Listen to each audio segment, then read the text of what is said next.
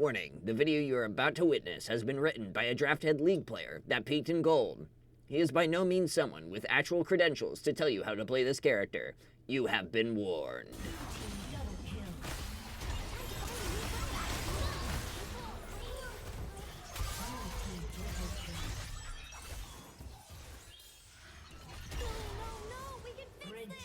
So that was Briar winning a fight against a Yumi, but how? You wanna know what's funny? This. Now, why is it funny? Well, it has to do with how the champion Briar and how her scalings work.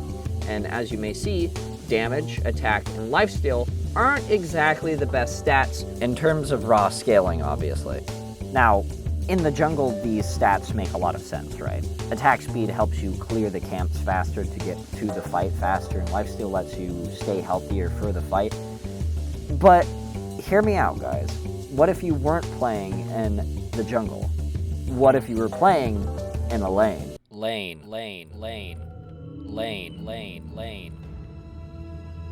What? No, all right. I know that sounds bad. Alright, listen, just hear me out here. Briar is a character that, over the course of a few patches, has moved to a far more bruiser-oriented build and character. She scales very, very well with health, having 3 separate health scalings along with her 5 AD scalings, which enables different items other than the normal Bork that used to be used on the character. Strong top lane items like Hullbreaker and Overlords gain far more value when used in top lane, since items that speed up clears are not nearly as important. You don't want to be caught dead in the jungle trying to clear using a Hullbreakers, you know.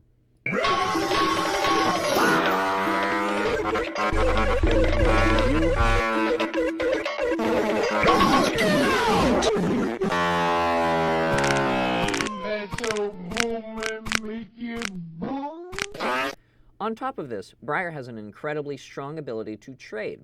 Her Q is considered an auto-attack reset, and her W2 and E have consistent HP heal, making you stay healthy regardless of your percentage of HP. Briar's stacking bleed is also a very strong part of her kit, making it so long-duration fights often end in her favor. If need be, taking AD items in lane can allow Briar to really chunk through champions who'd rather take small trades like Jace, with her strong stick and 2 dashes and bonus move speed to run down champions, similarly to Darius. Because of this reason, as well as her E's ability to shove the wave away from the turret, heal her, and keep enemies off her, she's very strong at freezing the wave at her turret, which is a process of keeping minions on your side of the map to reduce the opponent's ability to gank while upping your own jungler's ability to gank, since your opponent has to play on your side, as well as giving Briar the ability to chase down the opponent down the lane. Her ult is a nice additional treat on top of it all. Your enemy is taking grubs, ult and kill them. Are they taking your tower? Use ult to either hit them if they're dumb and they stay there, at the very least convince them to move if they don't want to die.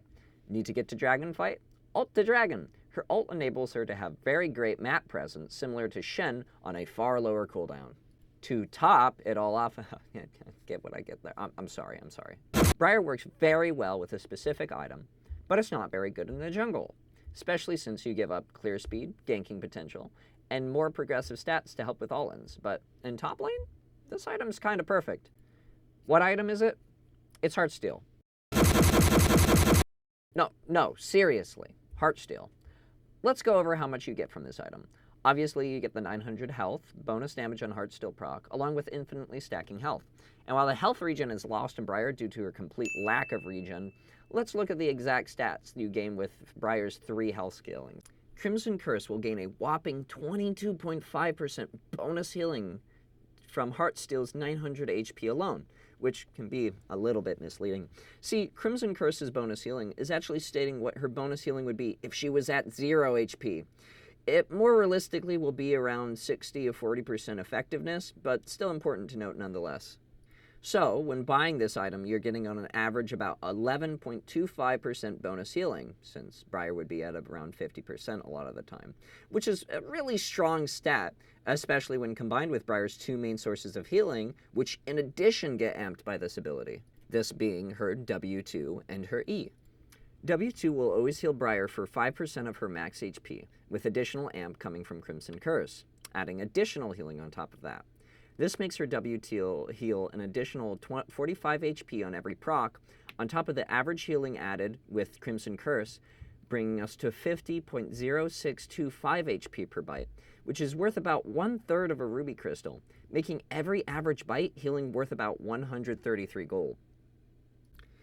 E will heal at first level 10% of Briar's max HP, up to 16% at max level.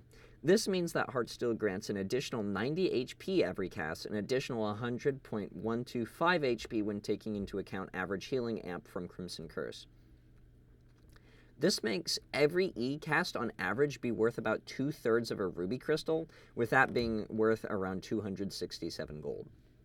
These stats mean that, on average, every E and W cast is worth 400 gold, just from the additional healing from Heartsteel alone, which is worth an entire ruby crystal every rotation of stats. On top of this, its active effect works very well with Briar's trade patterns. Heartsteel will chunk the target with damage to help with W2's missing health scaling. Due to Briar's Berserk mode, it's rather normal for her to be juggled among several different enemies in one fight, which helps her get stacks a lot easier. Your starter item for this build will always be a Doran's Shield and Potion. Doran's Shield will give Briar a mock regen, with it giving 4 HP every 5 seconds, stacked with the passive of healing of 0 to 45 HP based on missing health over 8 seconds after taking damage from a champion, which is also amped by Crimson Curse, as well as its massive 110 HP, gives Briar nutty sustain in lane, making pokes and trades when she is lower on health oftentimes a net positive for her. Using potions will also be increased by Crimson Curse's healing boost, so try to only really use them when you're as low as possible, preferably during an E. The first item, as mentioned, will be Heartsteel. Next in the build path is your boot option. Do note that depending on the matchup, you may want to buy early boots or delay upgraded boots till after the second item. I always either choose between the 3 utility boot options depending on game-to-game necessities. And if none of these boot options can find a good excuse to be used, or if I'm ahead, I'll buy Berserker Greaves. Since this build does not provide any additional attack speed, having a little bit of bonus attack speed goes a long way into securing Briar's 9 blood stacks onto an enemy, as well as dealing damage to tower. Feet boots are optional and oftentimes are not worth delaying other items for. One boot upgrade could instead be used for another ruby crystal and longsword, so always consider which stats you'd rather have before taking the upgrade. If you're not already ahead, coal is also a great item to buy on your first back, including with a pair of boots, as it gives Briar more health per attack, which her W increases her attack speed, so she will be getting a lot of health from that, as well as making it so that farming is heavily rewarded, helping you to get to your second item, which you're about to buy, which is Overlord's Bloodmail, a very important part of the build. On top of adding a nice solid 550 bonus health and 30 AD, Overlord's unique passive of granting bonus attack damage equal to 2% of your bonus health, which synergizes very well with Heartsteel's infinite HP scaling. Its other unique passive of granting your champion up to 10% additional AD in accordance to your champion's health, reaching max at 38% HP. Due to the additional health allowing Briar to stick to lower HP for longer, as well as having Briar's additional health costs based on her current health, make this passive capable of keeping Briar's HP low for a long time during a fight, and allowing her to make the most out of the additional AD she grants from being low. Third item is a toss-up between either continuing the build or building one of the optionals depending on game state.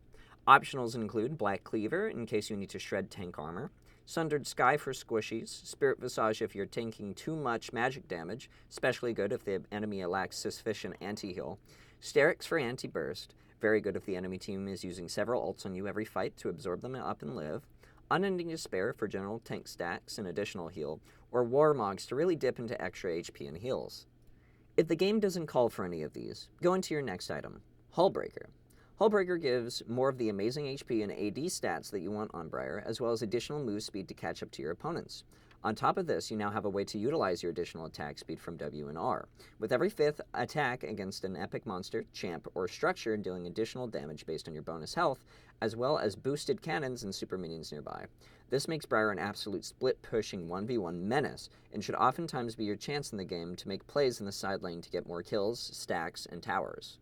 If none of the optionals are appealing enough at this point, your best bet is to just go into Titanic Hydra. It provides extra burst damage, more HP, and more attack damage, as well as more consistent damage. At this point, you probably have a very high attack speed, so combining this with Hull Breaker can make it so you actually deal a lot of damage to squishies super duper fast. Moving on to abilities, your starting ability really depends on the matchup. However, if you consistently want to play safer in the early game, E is going to be your best bet, with some extra healing at the start of the game, allowing you to get to your level 3 power spike to be able to start your trading.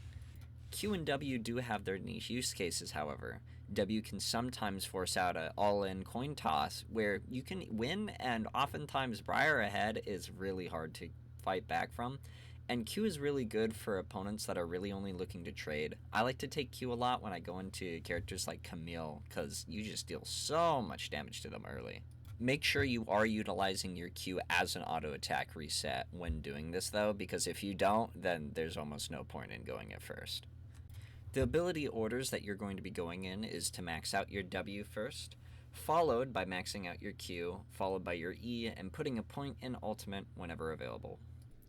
I did originally experiment with a Q max start, which really improves Briar's quick trade potential, but W, even when not building AD first, is far too strong. I mean, look at all these scalings. W max lets you move faster, stack bleed faster, proc W2 more, scales better since W attack ratio also counts as your base AD, and also notably, your W level is tied to your R. Yes, your R actually only applies additional move speed, armor, MR, and lifesteal to your normal rage during ult. So if you don't level your W, you're losing out on a lot of value on your ult as well. The runes you will be working with will be Grasp, Demolish, Second Wind, Overgrowth, Legend Haste, and Last Stand, as well as Ability Haste, Small Pip, and 2 health scaling pips. Grasp works incredibly well with the build, as well as Briar in general. Grasp will obviously get buffed with Crimson Curse's passive healing bonus, allowing Briar to take more damage than usual, as well as dealing additional damage for trades early in lane, and notable damage later. It has the added bonus of dealing magic damage, which her Q shreds, allowing for the rune to get even more value. However, the largest reason is the permanent health scaling, which obviously helps stack with Heartsteel, total max health HP scaling, helping to accelerate your stacks, scale with the build to help Crimson Curse and all of Briar's other health scalings. Something to note about Briar with her Grasp is that so long as her passive is on an enemy, Grasp still considers her in combat, which allows your Grasp to be constantly refreshing its duration so long as an enemy is bleeding. Demolish is to apply pressure onto towers early despite your lack of AD, since you'll be building Heartsteel first, allowing you to still get towers down and get those sweet tower plates. Next up is Second Wind, and y'all want to know something funny about Second Wind? You guys want to know what else has Crimson Curse's bonus healing applied to it? It's not unnatural for me to end games with 7k healing on my Second Wind due to bonus amp, and you'll be leaving lane likely with a massive chunk of value. Overgrowth is really nice to dip into the extra Heartsteel stacks, as well as Briar's other max HP scalings. But you may say, why not Revitalize? Well, Revitalize can give up to 10% extra healing, but after Overgrowth procs, not only will it help scale your items better, it also helps to have 100 extra health, with 2.5% bonus heal amp on Crimson Curse from that extra health alone, with additional health from W2 and E as well. Haste is just naturally strong on Briar. More haste means more Q stun dashes, more uptime on W, and importantly, possibly more cycles on E, which really allows us to soak damage in fights. Last Stand naturally synergizes really well with Briar, as you lower your HP as you use skills, have a greater ability to stay at low HP thanks to Crimson Curse, and helps amp your passive and W2 damage just to give you that little push to get enough HP to win that trade. Now for the more crazy part. Ability Haste Pip and double health scaling. Now, I know, hear me out. Ability Haste is arguably better than attack speed or ability power. With as much health as you'll have in the build, you'll want to be able to use E as often as possible during laning. So this helps us fit in some more heals during laning. The double health scaling could seem a little bit greedy, but to be fair, you likely won't be doing anything against your lane opponents until at least level 3 outside of trades. But Maximus Prime, I hear you yell. What if the opponent buys anti-heal? That's not really an issue. You have to understand, you as Briar have decent enough laning to the point where your opponent doesn't have a lot of kill pressure on you due to your high healing with your E and your passive, as previously noted. If they take money out of their own wallet, and let's say realistically you're playing even, you're going to hit your 2-item power spike, that being Heartsteel and Overlords, way faster than they will, because they're too busy being hard bottle capped by the 800 gold they spent. So realistically, this isn't really an issue. Briar also naturally likes being on low HP for Crimson Curse to maximize healing, but a lot of top lane champions like Cho'Gath, Darius, Garen, and more have executes which prevent Briar from being able to be effective with her healing. This is why you'll be going Barrier for a lot, if not straight up all your games. It's a super nice save for you on Briar, since it can be activated at any time, even while stunned. Barrier becomes very valuable when combined with your toolkit, since you can use it on low health to get the most value out of Crimson Curse's healing amp. This build requires a lot of gold to finish, and a lot just to even get all 9. Outside of starting gold, your Overlord's power spike only comes in around 7,400 gold, so about 3,000 for the Heartsteel, 3,300 for the Overlords, and some additional gold for a refill coal and tier 1 boots. You'll need to farm a lot. That's why you'll be bringing Teleport. Teleport helps you keep tempo with your opponent, even in a losing lane, and allows you to focus on those lovely minion kills. A Knight would logically seem nice into high healing champs for the anti-heal, but it's not as much of an issue as you might think. See, Chempunk Chainsword, while it doesn't offer any bonus passive outside the Grievous passive, still offers exactly what Briar wants in this build, that being health and attack damage. If you're getting enough value with the Grievous anti-heal, you may just want to reconcile adding it to the build as one of your optional slots. But enough about the build. How do you play Briar top? Well, the first step is to play safe. When you're not using PTA, Briar is not very strong early, and especially since they won't leave my champ alone. Character has everything, and they cater to you. They change the rules for you to make you win more often. Oh, it's not good enough. Let's keep stadium transformations on. Oh, it's not good enough. Let's give him fucking Z-jump.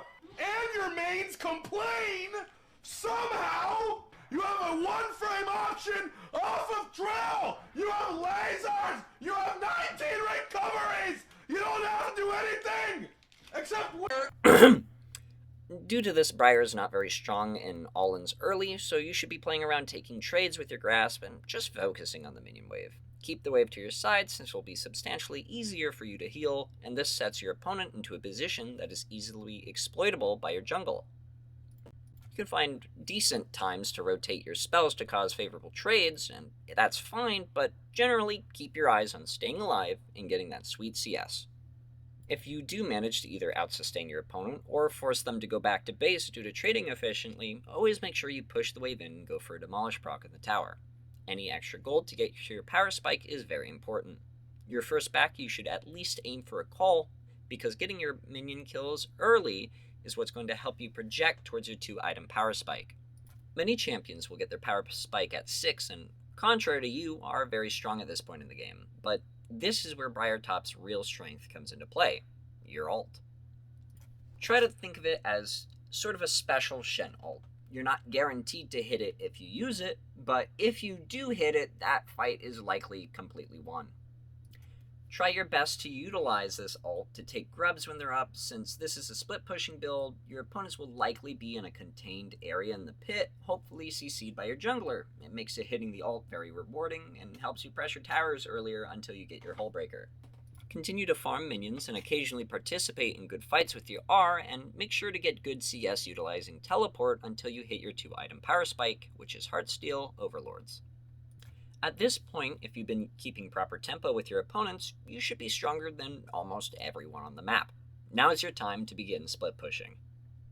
The general idea is to split push in the lane that is opposite to the current objective. So if the dragon is up, or is soon going to be, in around 10 seconds, you should be in the top lane of the map threatening the top tower.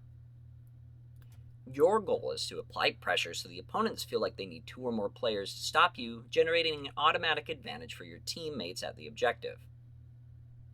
If this is not the case, or you're fighting only one character, you should easily win the fight with Briar's absurd healing and dueling potential and begin to hit the tower. If at any point, however, the fight on the objective seems more favorable than whatever you're doing in the side lane, you can easily throw your ult at it to easily participate and win the fight. After all the tier 1 and tier 2 towers are gone, now's your time to manage waves, and in the next objective, just participate with your team to secure it and push together for the tier 3s and eventually end the game. So don't go buying all these dog water items like Bork. It's time to bulk up! The jungle is temporary, and Pop is eternal. Support is also eternal. I like playing this build in support.